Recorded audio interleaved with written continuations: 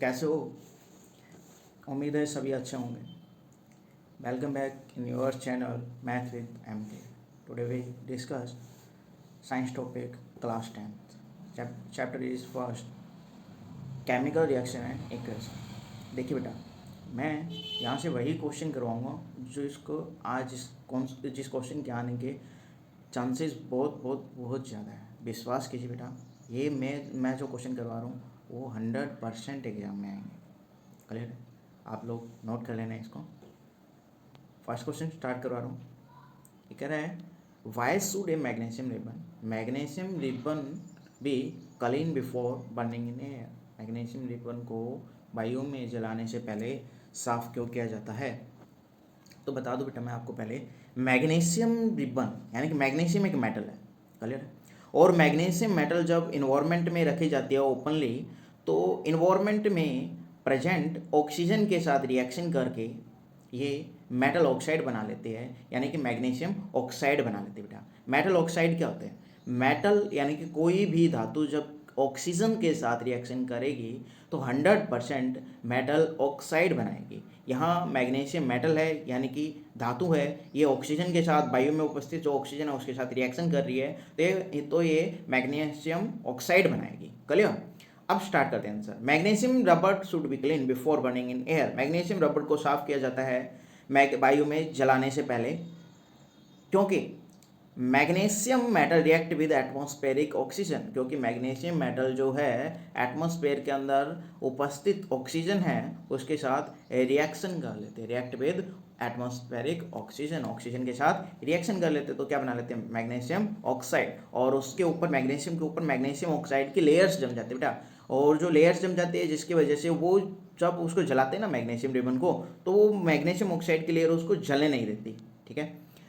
In order to prevent further reaction with oxygen, it is therefore necessary to clean the ribbon by the remove the layer। इसीलिए बहुत ज़रूरी हो जाता है कि मैग्नीशियम रिबन को अगर हमें जलाना है तो उससे पहले उसके ऊपर जमी ऑक्साइड की लेयर को हटाना पड़ेगा। क्लियर है? नेक्स्ट क्वेश्चन बेटा,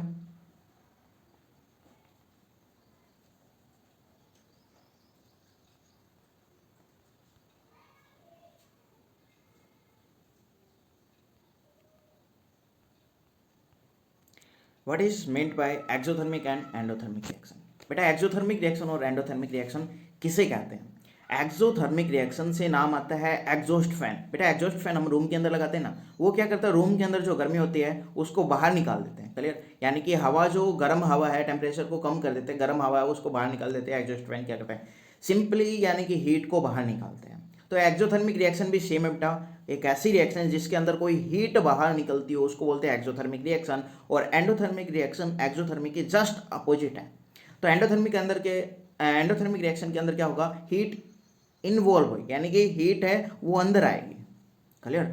और एक्सोथर्मिक के अंदर बाहर होएगी, बाहर निकलेगी। क्लियर है?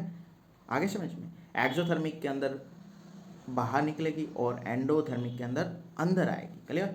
अंदर को बोलेंगे बेटा एब्जॉर्ब करना। And reaction endothermic reaction occur when energy is absorb from the surrounding. Endothermic reaction उसे कहा जाता है जब बाहर से हीट एनर्जी एब्जॉर्ब की जाए। ठीक है? कोई रिएक्शन करवा रहे हो उसमें बाहर से हीट एनर्जी अगर एब्जॉर्ब हो रही है तो उसको बोलेंगे एंडोथर्मिक रिएक्शन।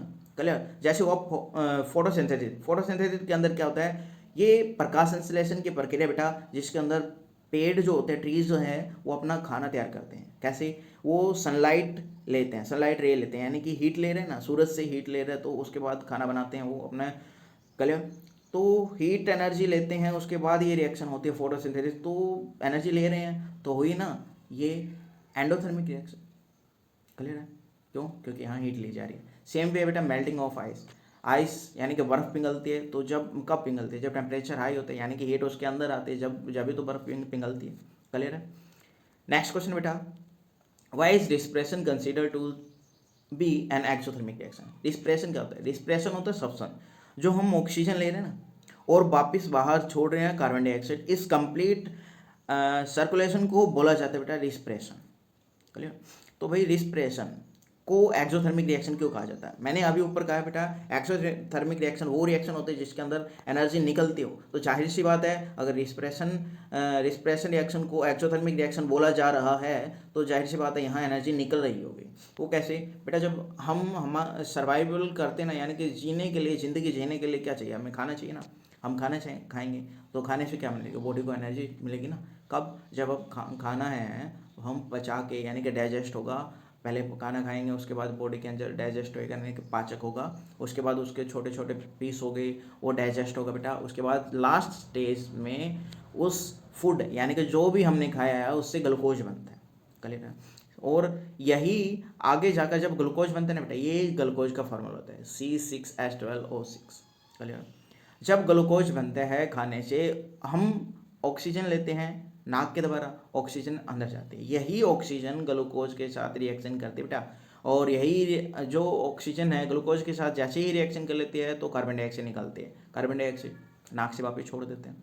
क्लियर? यानी कि हमारी बॉडी के अंदर एनर्जी की रिक्वायरमेंट होती है, ज़रूरत होती है, वो एनर्जी ग्लूकोज बनाती है ऑक्सीजन के साथ रिएक्शन करके।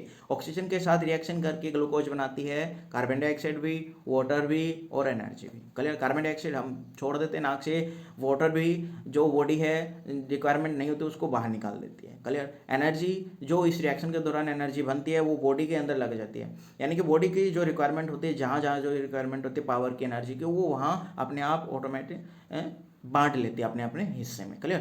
तो यहाँ इस रिस्पिरेशन के दौरान एनर्जी इवॉल्व हुई है ना, यानी कि एनर्जी निकली है ना, इसीलिए इस रिएक्शन को, यानी कि रिस्पिरेशन को एक्सोथर्मिक रिएक्शन कंसीडर किया जाता है। क्लियर है? 3 क्वेश्चन करवाए बेटा, तीनों बहुत ज़्यादा इंपॉर्टेंट है। नेक्स्ट करते हैं आगे के सेकेंड लेक्चर में। क्लियर? जो नए बच्चे हैं इसको पेज को लाइक कीजिए, सब्सक्राइब कीजिए और शेयर कीजिए। क्लियर? हंसते रहिए, मुस्कुराते रहिए। Thank you, bye.